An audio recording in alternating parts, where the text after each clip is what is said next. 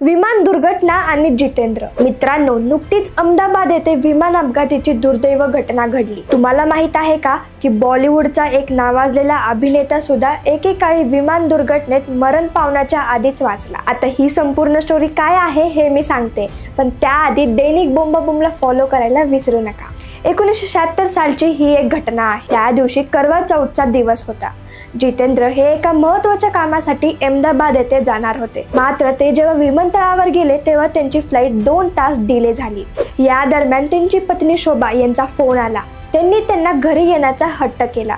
जितेंद्र हे त्या हट्टापायी घरी गेले. त्याच दिवशी त्याच विमानाचा अहमदाबाद येथे भयानक अपघात झाला. अनेक प्रवासी मरण पावले.